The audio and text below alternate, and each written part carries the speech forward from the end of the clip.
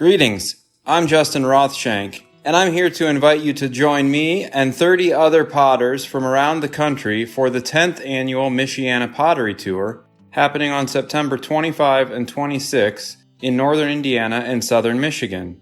You'll find a list of participating potters, links to their web stores, and more information at www.michianapotterytour.com or on our Instagram page at Michiana Pottery Tour. We hope to see you at the 10th annual Michiana Pottery Tour.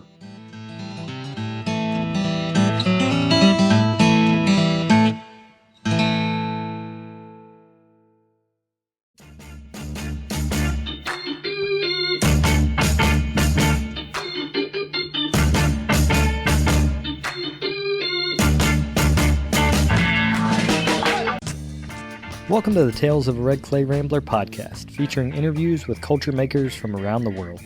This is Ben Carter. I'm going to be your host. If you'd like more information on the show, please visit our website, talesofaredclayrambler.com.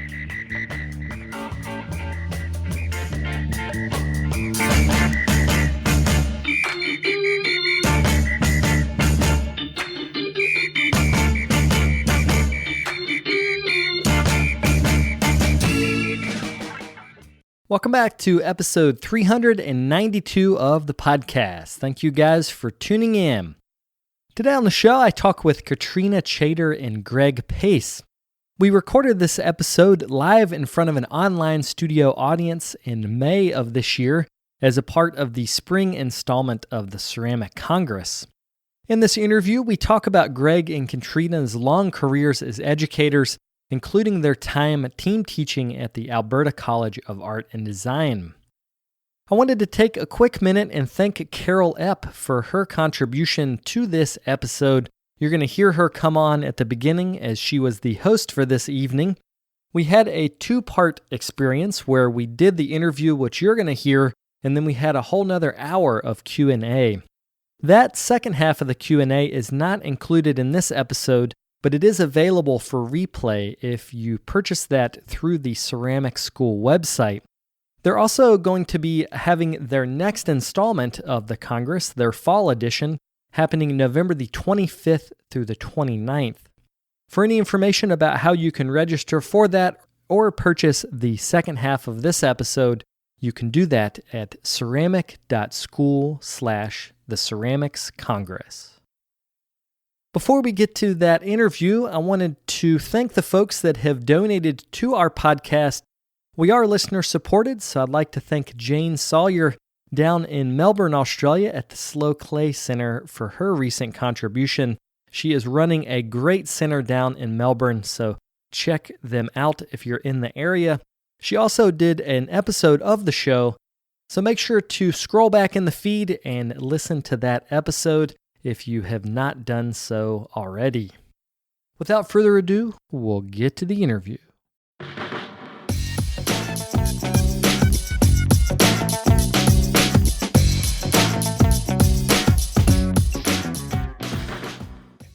We are live.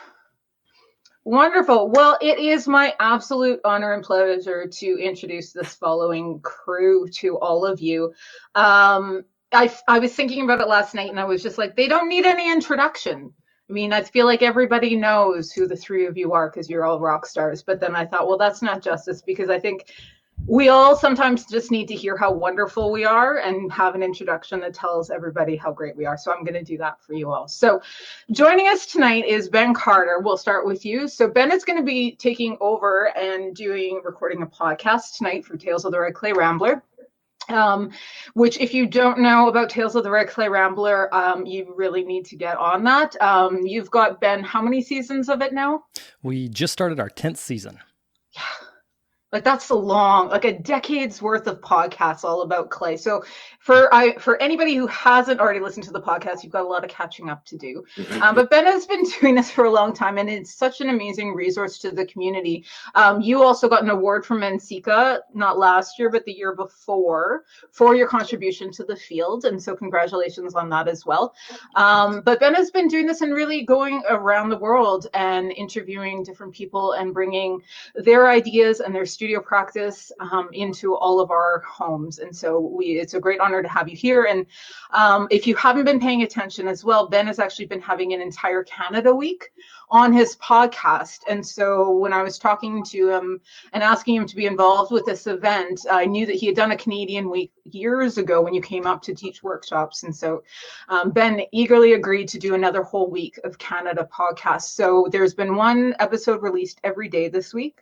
And I'll let you explain who all those people are. We're going to have a question period after this whole session too, and we can ask Ben questions specifically about the podcast and what have you. But we're going to start by letting Ben interview Greg and Katrina. And so Greg and Katrina are, we just lost Greg's video, but we'll get him back.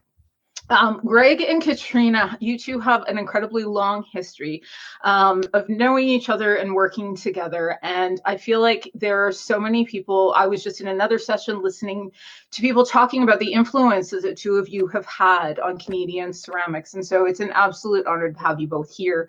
And I can't wait because I feel like this is just going to be an hour full of amazing stories.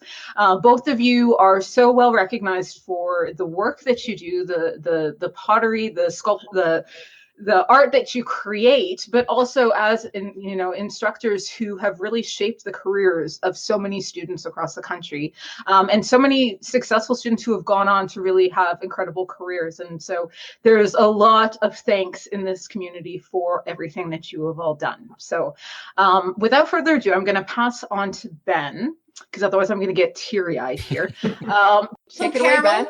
Oh, yes. Well, before you go, I'd like to, and I'm sure I speak for Greg and Ben, to thank you and Vipu and Fabiola, who I haven't met yet, or Joshua. I haven't met Joshua yet. We know, Greg and I know the extraordinary, maybe Ben, you've organized conferences. There's an extraordinary amount of work that has to go into organizing these events. And then to do it online, I feel like all there's like multiple parts that all have to kind of like come together. And so it's extraordinary what you've done. And so thank you. Yes. Thank you. You're welcome. Thank you. Thank you. Thank you. Yeah. Thank you. You know what? It's our excuse to hang out with all the people that we love and admire. So it's really, we're doing it for very selfish reasons because we just love everybody and just want to hang out. So it's thank wonderful. You. It's wonderful. Thank you, my dear. All right. I will leave you now. Enjoy. Well, thanks, Carol. That was quite a wonderful introduction. And I'm so glad, Katrina, that you thanked Carol. She's been a good buddy and a confidant for years and is a big part of this conference, but is also a big part of my life. So I really appreciate everything she does in clay and in Canadian ceramics. So you two have long careers, and we can't go through every bit of the career, but I thought that we would start maybe at the beginning and talk about what the landscape of ceramics was when you guys started in clay. So either of you can go first, but if you could talk about what it was like to be a student and share some of the memories you have from that era of Canadian ceramics. I was really fortunate on a number of levels when I started to study ceramics. And the first one is that I knew it's what I wanted to do since I was 12 years old, because I've been taking after school classes at the extension services of Memorial University. And luckily it was my aunt who was the registrar who knew to get me in there to take those classes. So I applied to NASCAD, not even knowing the reputation of the school. I didn't know who the faculty were. I didn't even know that the clay body that we used at the extension services wasn't even going to be the clay body that we used when I got there. I knew so little, but I did know that I wanted to do ceramics. I wanted to study ceramics, learn how to make pots, and then come back to Newfoundland, where I've now retired and moved back to, and set up a pottery. And so when I got to NASCAD, it was 1980, and I remember the ceramics department, which was in the basement at the time. There were no windows, so we didn't have any distractions. Couldn't see what time of day it was, so we didn't know if the sun was shining, and we wanted to go outside. And there was Homer Lord, was one of the permanent faculty, and John Reeve. I'd heard lots of stories about John Reeve, but he wasn't there at that point. He had been there for a while and left. But Homer kind of maintained that stoneware aesthetic, high fire glazes, showing us how to reduction fire. And it was Homer that I learned how to throw pots on the wheel. And then Walter was the other permanent faculty. And it couldn't have been a more perfect storm for me to have Walter as a teacher, because he was at that point immersed in technology and methodologies, in particular Mayolica. And there was a local clay that he was using, and hence the students were using this lance clay from the Shubenacadie River, from the floodplain near there. And it was magic clay. I mean, you could sculpt with it, you could throw with it, you could handbill with it. All you needed to do was just add some ball clay, I think. And we had a ball clay and some barium to stop the scumming. Beautiful clay. So here was Walter just testing and doing Mayolica and color. And it's just like, wow, this is incredible. So a lot of the students were influenced to use that particular technology as well. And at the same time, too, we had a number of visiting artists that would come through the school. So, and prior to that, Andrea Gill had been there.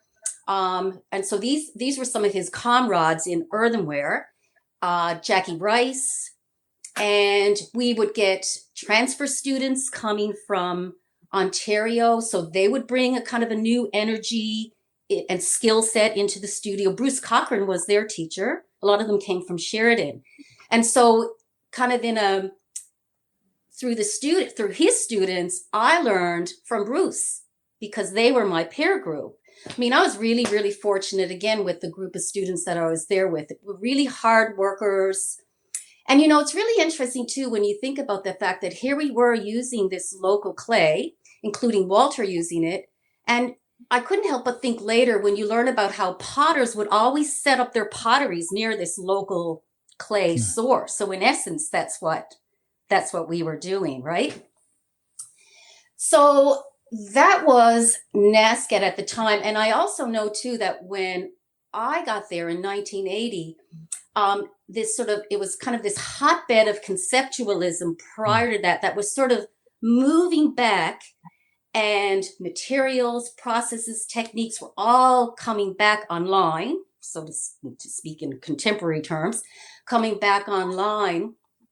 And so people were making things again. In fact, ceramics, I know we were down there all the time. We worked really, really hard. And I remember, too, thinking that I should mention, too, the reason I was saying that I was lucky, not knowing anything about NASCAD, not knowing the faculty, and feeling really fortunate that that's where I went. The other reason that I went to NASCAD had applied there was because I was really young. Had just graduated from high school, and my parents were terrified to send me away to school. So Halifax was the closest to Newfoundland to get me home at the end of semesters. And I do remember when I did go there, here's an interesting story. They set up for me to live in a boarding house, a girls' boarding house that was run by nuns, Catholic nuns. So that was perfect, right? They were happy about that. The nuns were going to take care of it. Anyway, so that was my early history. And then to just briefly talk about the Canadian landscape, the only things that I was really aware of, how I was learning about that, was, again, visiting artists. Robin Hopper came in my first year. So visiting artists coming to the school. Walter would bring in visiting artists because he would look and see, now, who would be really valuable for me to bring in for particular students. So Karen Pavey, Dale Pereira, and myself, he invited Betty Woodman. I mean, she was just like, whoa, my goddess. And then when he said, "Now I've invited Betty Woodman, and you're going to take her for breakfast tomorrow." I mean, that's extraordinary when you think about it, so these kinds of opportunities that he presented for the students. So we had all these visiting artists coming in as well.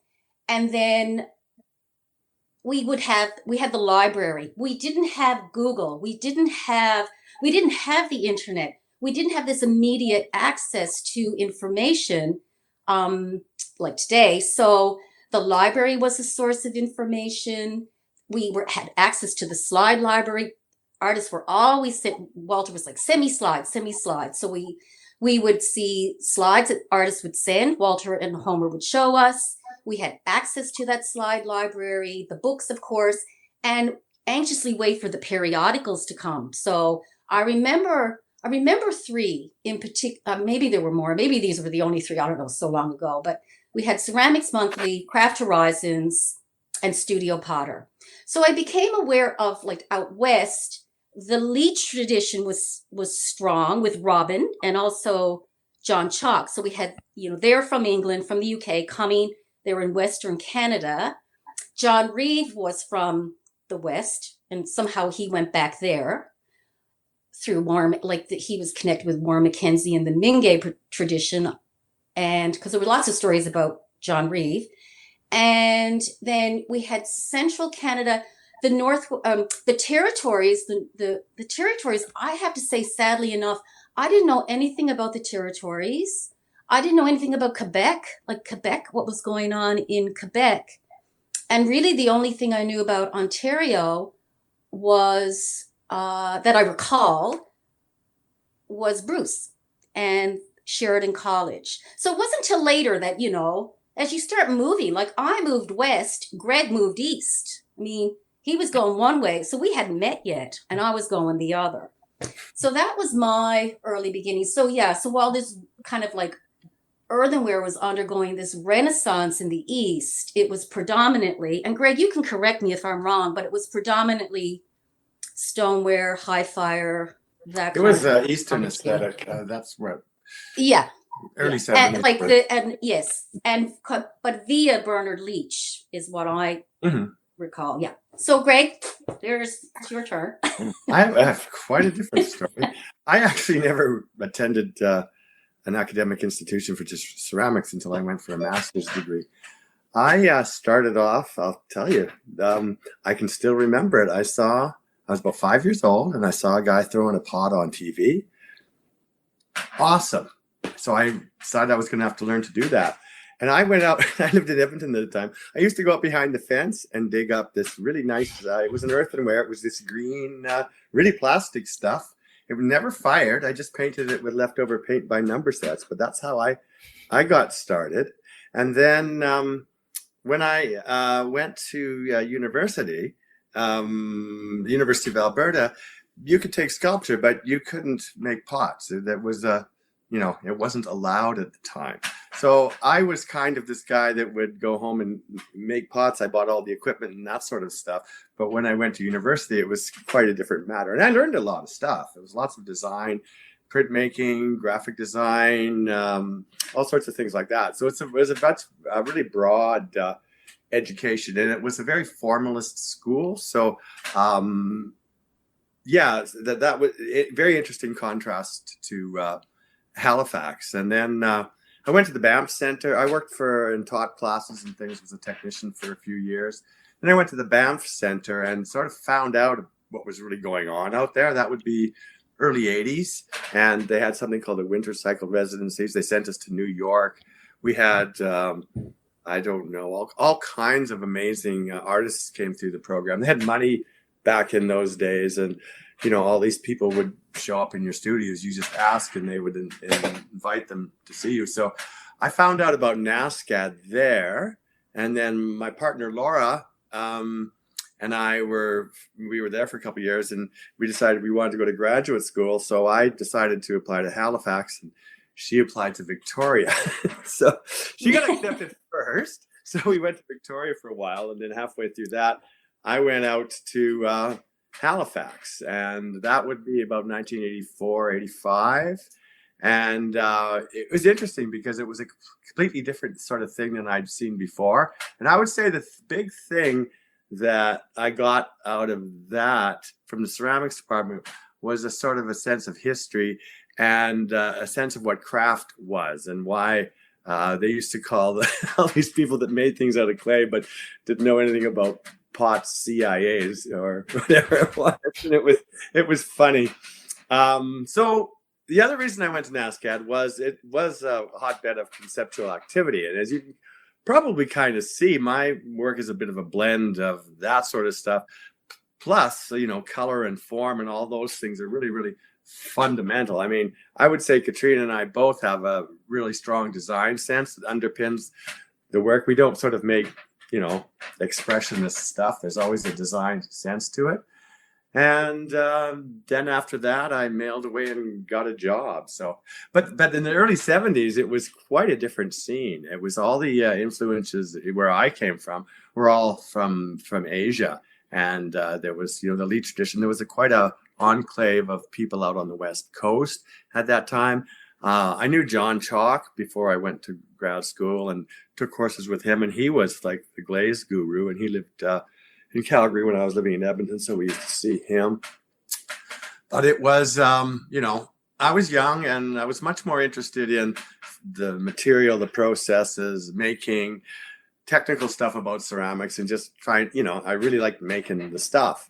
And, NASCAD kind of put more of the conceptual, intellectual spin on things. And yeah, that's sort of how I happened. No, I was just going to say it's really interesting because it is important to note that that's also any student that went through that program and had Walter as a student, you leave there with history not in your back pocket, in your front pocket. He brought history to life. We didn't have a formal ceramics history class, but he would show us in the morning. I think it was usually in the morning, the first part of class. The morning was devoted to ceramic lectures. I mean, he took us down the Silk Road. He took us to Europe. He took us to the Islamic world.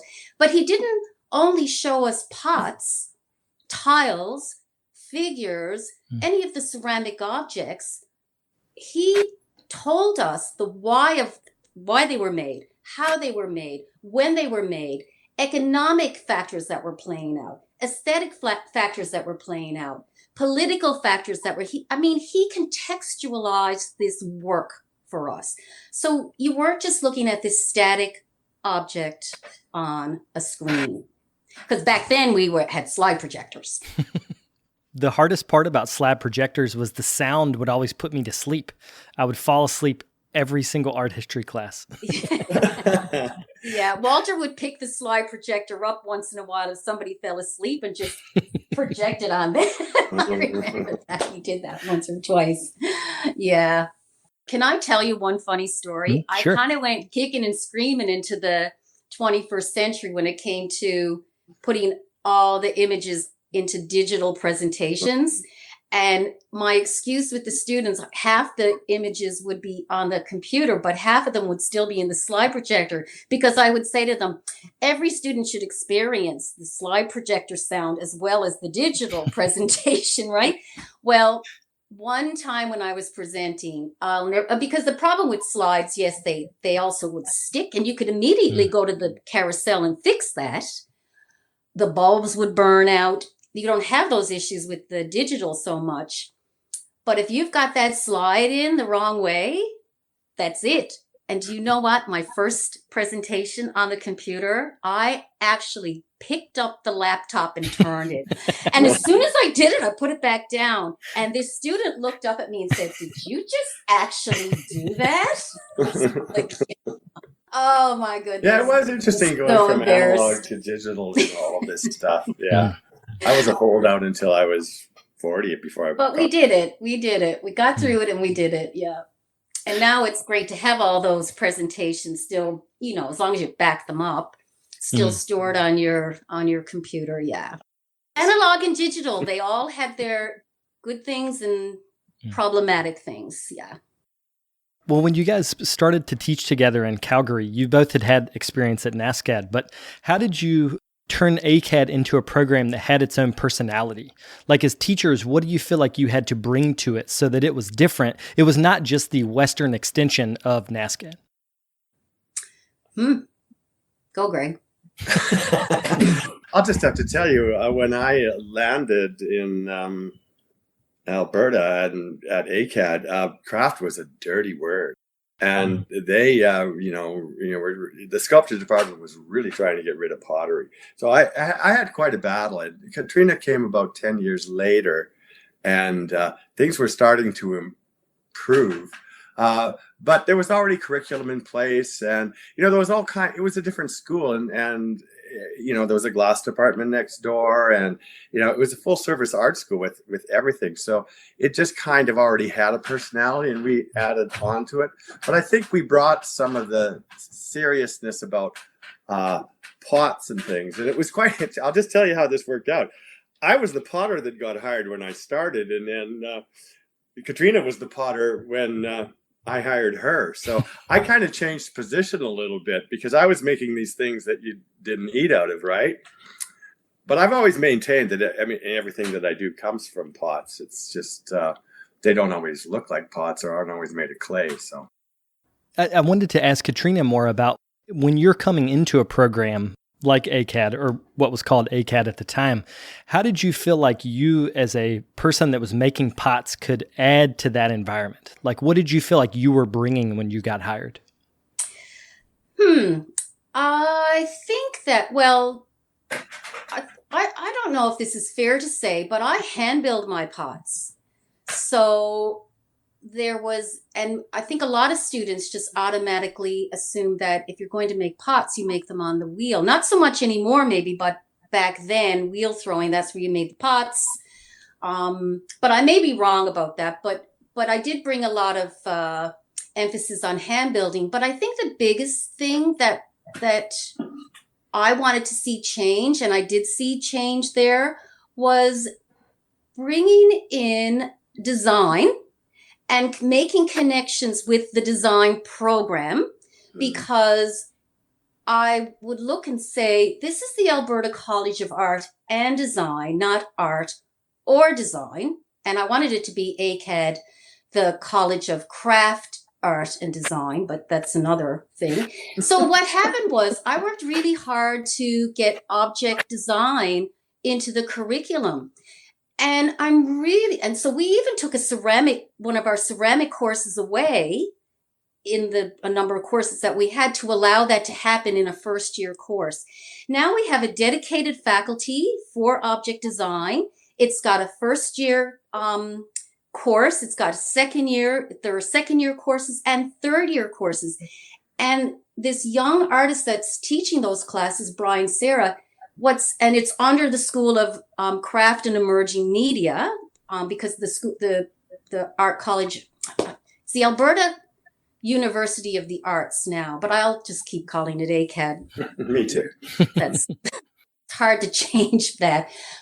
Oh, and by the way, I said that ACAD, I would tell the first year students with my ACAD apron on that ACAD stood for all clay, all day. And after the break, they'd all come back with their ACAD aprons.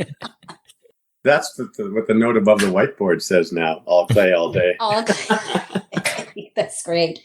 So back to, I think that was one really important thing to see brought into the curriculum was this connection with design. And so, and I don't know exactly what Brian is doing, but I know he's doing rapid prototyping. He's teaching them 3D rendering, but he's also connecting it to their studio practice in ceramics or in fiber or he's a great guy. Emerging technologies. We're working on a So project. I'm really excited to see that is now a part of the curriculum. So there was that was really important. And then the other thing that was happening that also I was a big proponent for, and actually was put on the hiring committee for, was that in my second year, we were looking for a craft historian. We wanted to have like craft history, craft theory, that kind of curriculum within the liberal studies courses embedded in there. And we wanted the students, not just the craft students, to take those courses, but the students from the other visual arts programs, so that they could all converse with each other. Because it seemed like there was one course in fourth year that they all would come together. And some of the students in the visual arts would struggle with, how do I talk to you about your functional cup? And I did have one student come to me who was really upset about the fact that when her fellow students were talking to her about that, they just talked around it. And so I said, well, you know what? Collect all the cups you can for how many students are in the course. And after lunch, bring them the cups and have them use them and then talk about them. And she did that. It was just the most extraordinary conversation she said that they had after that. So yeah, bringing in that the history of craft, the theory of craft, or contributing to the development of that theory as well. We also brought in an experimental stream because that's right. Yeah, sculpture really wasn't. At NASCAD in later years after I left, it became more of a dichotomy of pottery or ceramic sculpture in a different sense. So what we were doing was more kind of playing with the material and seeing how it would work for everybody. All the students from the other programs could come in and take this course, and we would sort of try to shepherd them through some material stuff so that they could use this stuff in a creative way to sort of blend into their own studio practice. And I think that was really, really valuable in sort of getting the word out that, okay, ceramics wasn't just this place where, you sat on a wheel and that's all you did.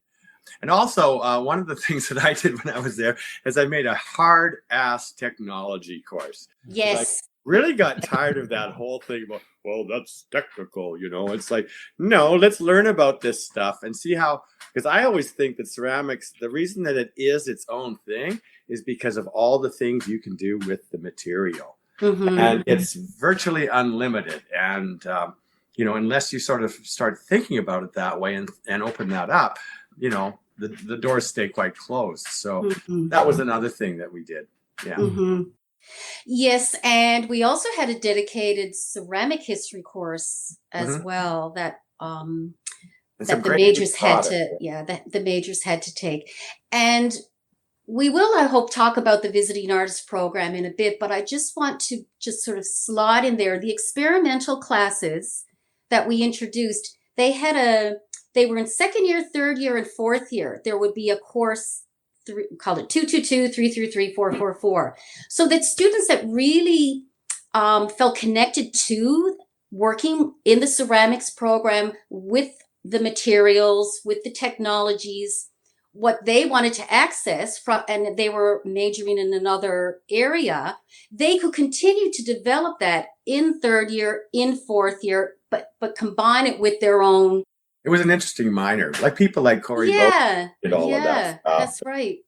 And we asked the major students, they were required to take the second year 222 class because we wanted them to kind of get uncomfortable, get away from the wheel and your hand building and your mold making and the more traditional ways of thinking and making. And here we're going to turn that all upside down. You're going to do an intervention in 2 hours and we're going to come around and look at it. Okay.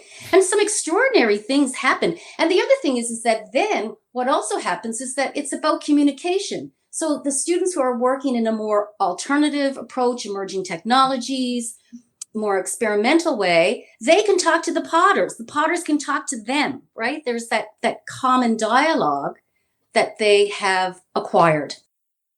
Between the two of you guys, you have taught so many students. There are so many working functional potters that are out in the field now. But I wanted to ask you guys about when you're seeing a student progress, but they haven't necessarily found their voice yet. As a teacher, what is it that you feel like they need at that moment? Do you think they need discipline, like as a teacher where you say, okay, keep making more of that? Or do you think they need freedom and less structure? Do you find that when you push structure, that helps, or when you release structure, that helps? That depends on the student, I think.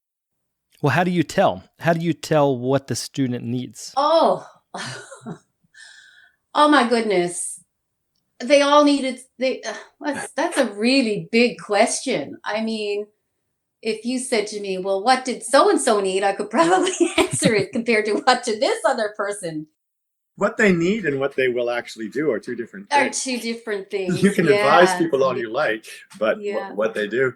Yeah. The main thing that I tried to instill was if you're I always told students, if you're working really hard on something and you're making progress, that means you're making something, you're looking at the results, evaluating them, making more, looking at the results, evaluating them. you're going to be fine. You're not going to, you're going to get somewhere. I'll try to help guide you if you need more consistency in this, that, or the other. But really, it's a work ethic, and ceramics is about making things and making things again. It's not just, we get students from down the hall come over and they do, okay, I'm done. No, you aren't. That's just the first draft. This can change, and and people will get more familiar with the material and all of that sort of stuff. Yeah, it seemed like they wanted to, there was a certain point for all of them that you would have that conversation with them where they were frustrated because they wanted to get somewhere. But where is that? And when you get there, what happens after that? I would say to them, think about the fact that it's the questions that are motivating you going into your studio, sitting down at that wheel, rolling out that slab of clay on the slab roller. And the other thing that I think that was really interesting for the students was to realize that it was research. They could think about the fact that everything didn't have to sort of like be done, finished, that the process of getting there and the experimenting and going through the steps, that was research. And that was really, really important. And I can remember there was a point where the faculty, we were developing the MFA in craft. There was a committee devoted to talking about what is the definition of research for studio work, academics, and then within the studio, all of us are doing all these different things. What is the definition of research in the craft areas, right? So these discussions are going on with the faculty. And then for me, it felt really important that the students understand that we were having those discussions and what does that mean? And so when students would say to me, I'd go to visit them in their studios and they'd say, I was just playing with this. And I think it was maybe the word just that kind of bothered me more than the word play, because I understood what they were saying about the playing part. They were trying out new things and going into new territory. So I started to say to them, let's think about it a little bit differently and explain to them about how we were talking about research and that research within craft areas is actually working with the materials. It's not writing things and researching not always books. Book learning. Yeah. So I said, from now on, we're not going to call it play. We're going to call it joyful research. So that's what the students started to call it. They were joyfully researching and just trying all of these new things and enjoying that process of seeing how they could get to where they wanted to take that and then apply it to, okay, this is the body of work now that I'm going to take and apply to this. Joyful research. Another thing that we did there too was, how you've been to a lot of schools and everything gets divided up into little cubby holes and cubicles and everybody gets their screens up. We had one big main studio with most of the wheels and most of the tables in it, and they got a small space another place, but they couldn't always make their work in there, so they had to go out to the main studio. And it was this great thing where there was always, between 10 and 25 people working in there, and the senior students would be showing the junior students how to do this and that and having a conversation and showing pictures of who knows what on their iPhone to each other. So it was the students learn a lot from each other. Absolutely. Yeah. And it also creates a community. That was really, really important for ACAD Ceramics, was this community. And that within that, successes were shared, failures were shared, faculty learning things from students, students learning things from faculty, students learning from students.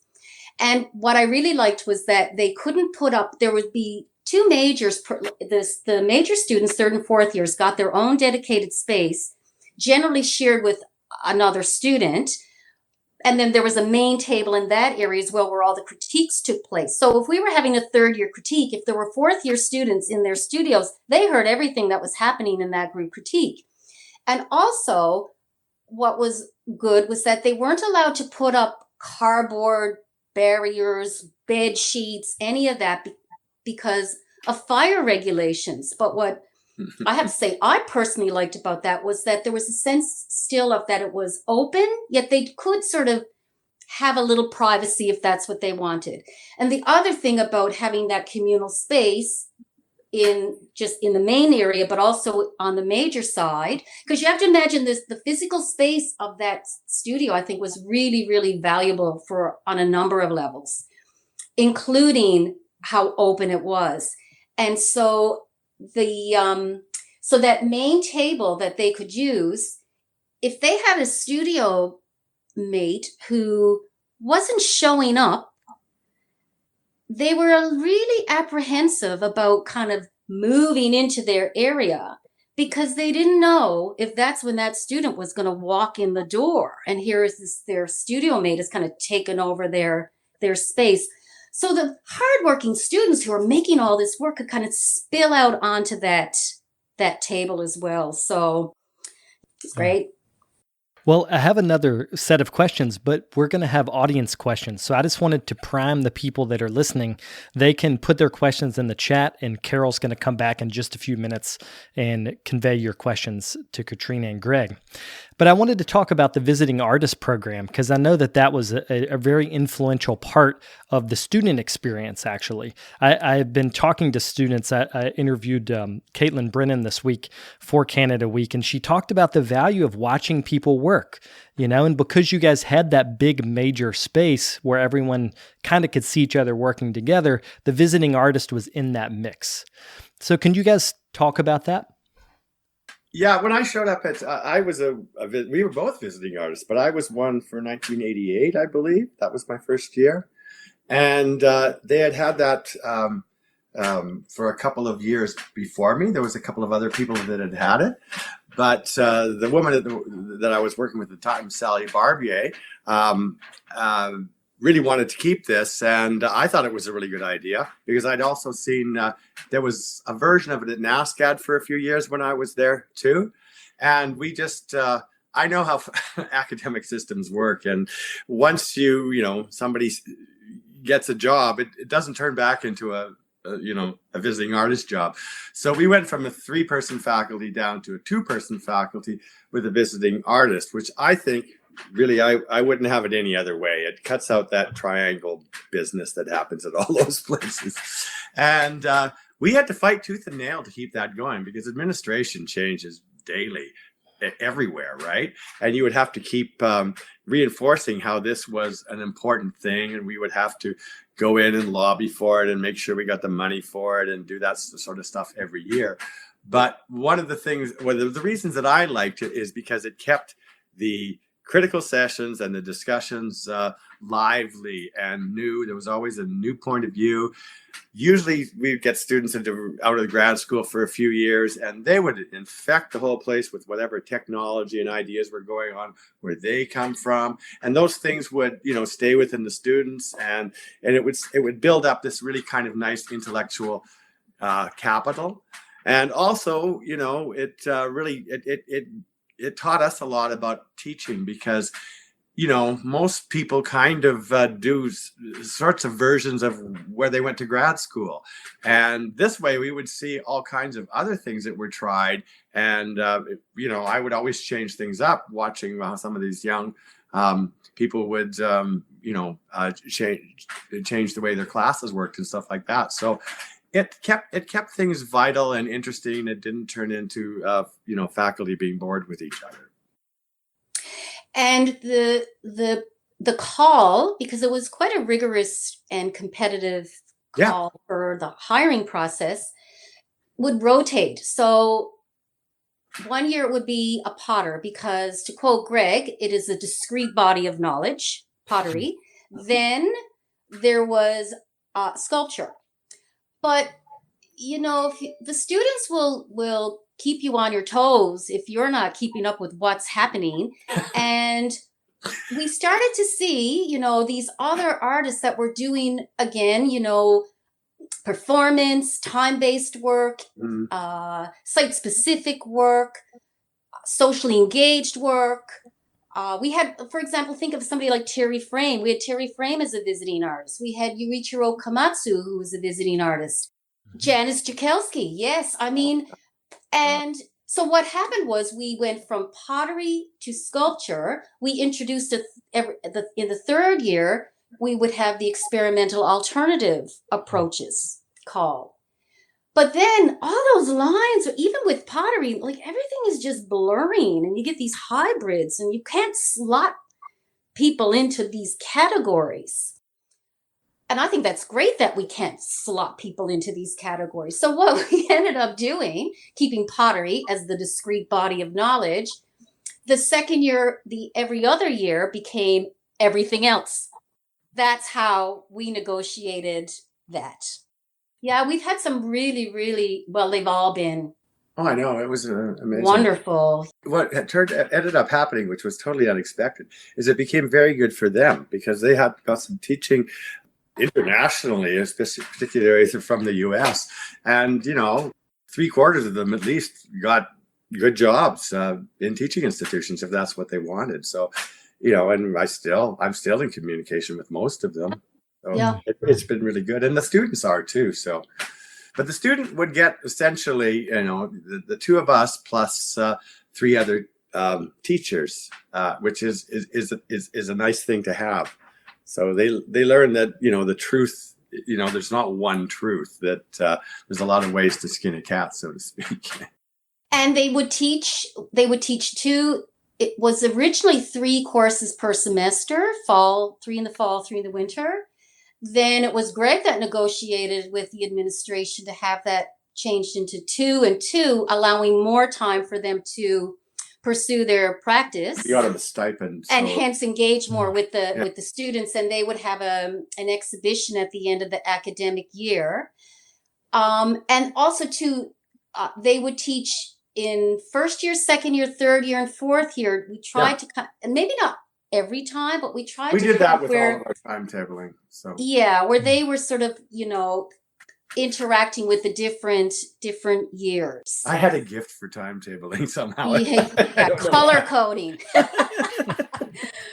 I don't have it anymore. And I do have to also mention, it wasn't only ACAD ceramic student, like the majors that benefited from the visiting artists. The whole ACAD community could access them, and they could access the ACAD community. I mean, I remember Brian Malamphy did work with Robert Geyer in the glass area. He was doing work with him. So you could have the visiting artists collaborating with faculty, accessing the photography department. I mean, they had full reign of any part of the college, and any of the students in the college could access them if they wanted. Well, I'm going to bring Carol back up, and we're going to do some audience questions. So, Carol, if you'd like to pop back on the screen. I'm still here. That went fast. It always goes by way quicker than you think it would, doesn't it? That was fabulous, though. So I have a question I'm just going to ask before we even start with anybody else's questions. I just want the two of you to just start a craft school to mentor people at my stage of my career. I want to go back to school so badly right now. Just listening to all of this. So can we just do that, please? Anybody? You're welcome anytime. Deal. I have a much quieter life now. Oh, that was just so insightful and so generous of you to share with us. So we've got 2 ways Carol, now. Yes. Carol, can I interrupt just before Always. we go into the question and answers, just to focus back on Ben? Because again, this is just a really quick, I want to just take a quick opportunity to thank you for what you've done, the contribution you've made to our field. I mean, you've created this really valuable archive of ceramic artists, writers, curators, and congratulations on season 10. Good on you, dude. I mean, that is so. Thanks. I want to thank you. Okay, go ahead, Carol. That was I fabulous. wanted to say that. I wanted to thank him too. Well, thank you very much.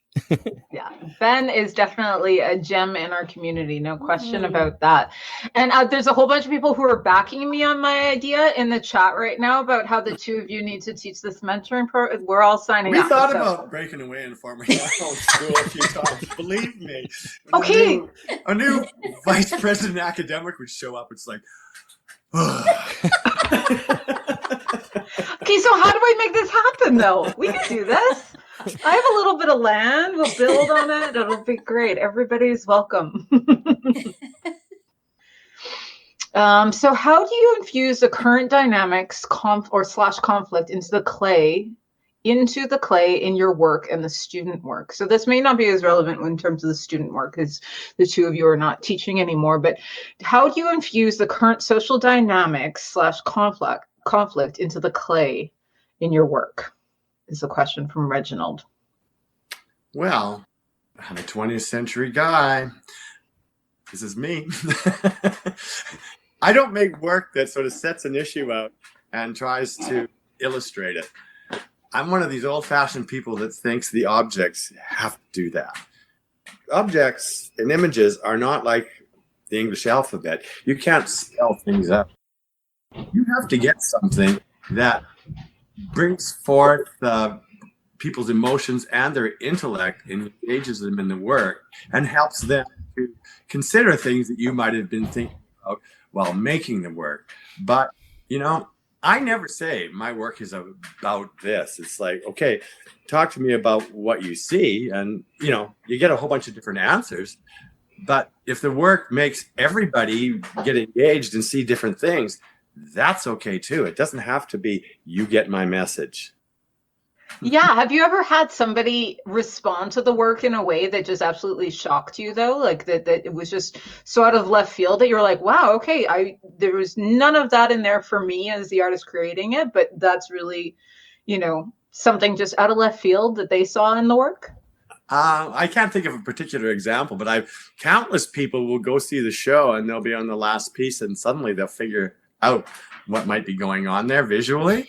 And then they'll go back and furiously look at the whole show again. And, that's the kind of thing I like. There's a lot of art out there that's about things, or so people say. Sorry, academic institutions promote that. And all art is not an academic thing unless it's in an academic institution. So you have to let whatever it is that you make draw people in. And I think the best art does that. It doesn't hit you over the head intellectually. It draws something out of you because of your perceptions of it. What a fabulous quote. That was brilliant. Oh, I love that. What about you? A whole different thing. Pots are like, they have a whole other dimension.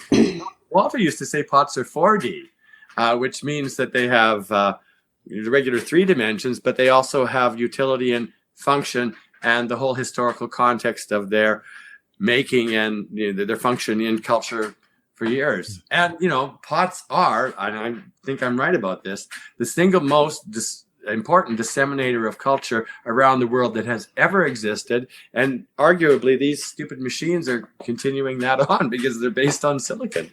So it's a very interesting thing that goes back so far you can't bloody deny it.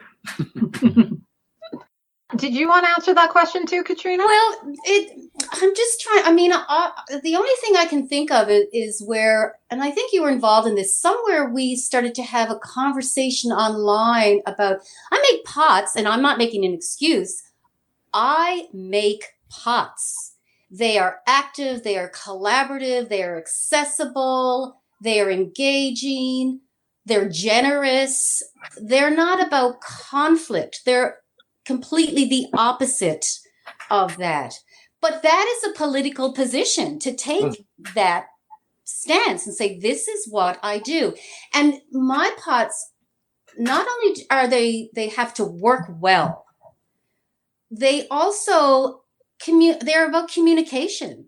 And not only do pots communicate in terms of their form and how somebody would use them in their home or any other situation, domestic situation, my pots actually, if you look at the surface decoration, it's about communication. Because it was around 2004 that I actually started to think, well, I was looking at Antiques Roadshow and kind of going kicking and screaming into this digital age. And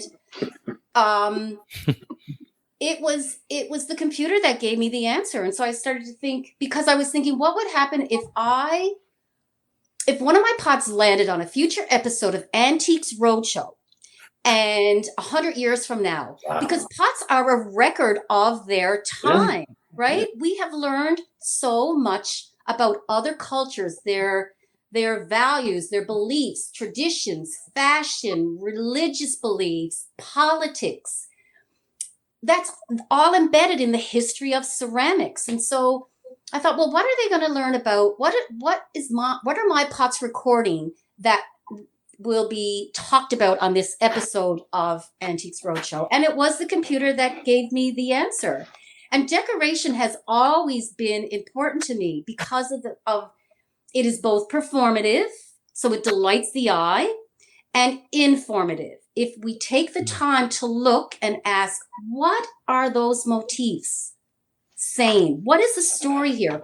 Where are these motifs coming from? What is the relationship of these motifs to the maker, to when they made it, etc.?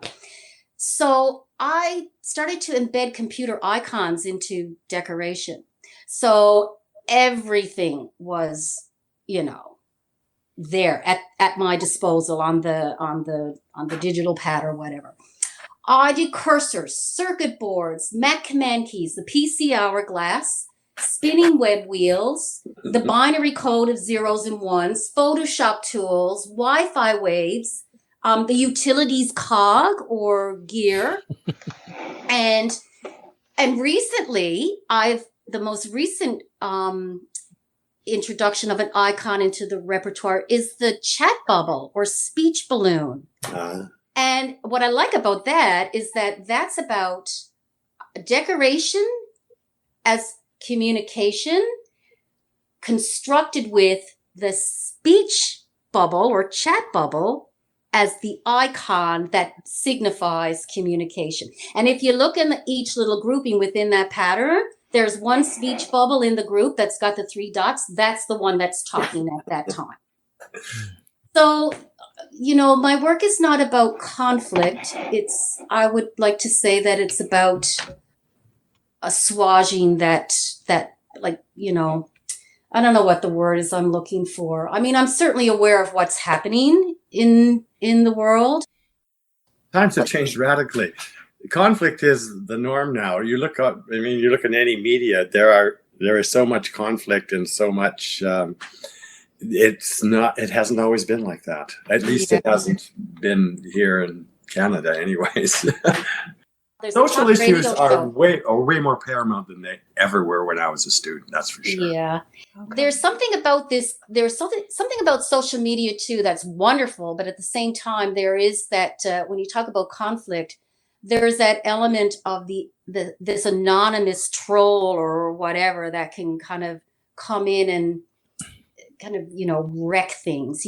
People can say some pretty nasty things under the cloak of anonymity, right? So, yeah.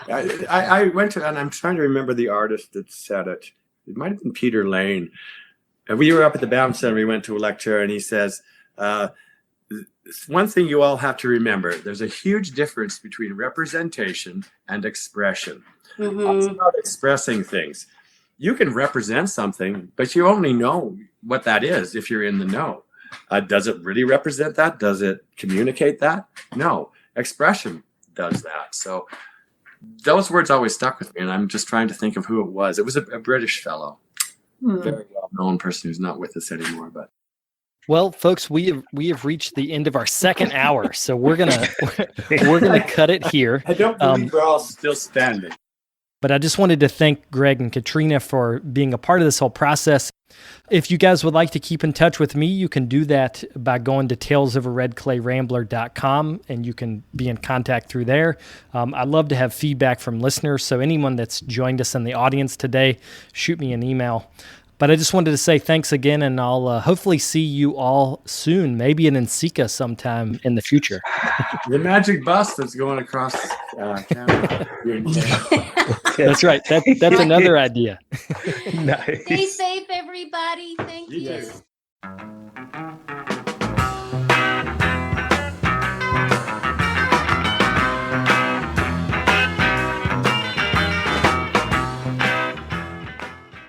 I'd like to thank Greg and Katrina for being a part of this live event.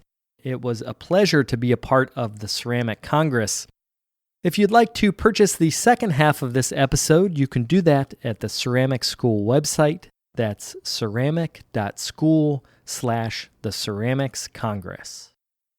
Before we go, I wanted to thank today's sponsor, the Michiana Pottery Tour.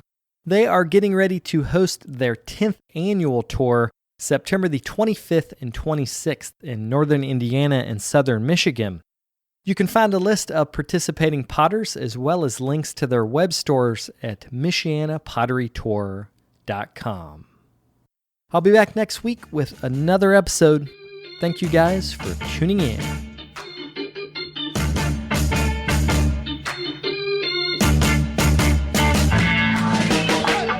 If you'd like more information on the artists on the show, or if you'd like more information about the workshops and events that I'll be having in the next couple months, you can follow me on Twitter, Instagram, and Facebook under Carter Pottery. Another great way to support the show is to leave me a comment on iTunes. To do that, search Tales of a Red Clay Rambler under iTunes Podcasts, and you'll find a page that's linked to our show. Thank you guys for the support.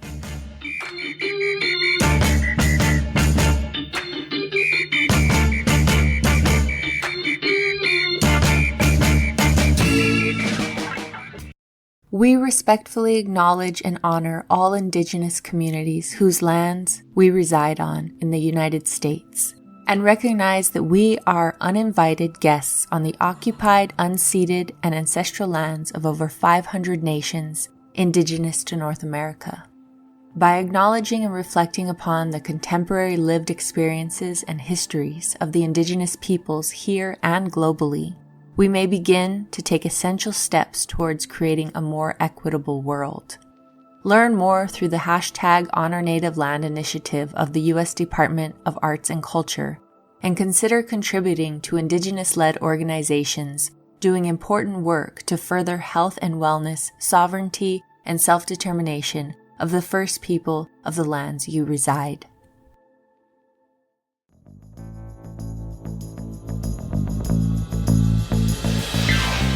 This podcast is a production of the Brickyard Network, an extension of the Archie Bray Foundation for the Ceramic Arts. To find out more about our lineup of ceramic podcasts, visit brickyardnetwork.org.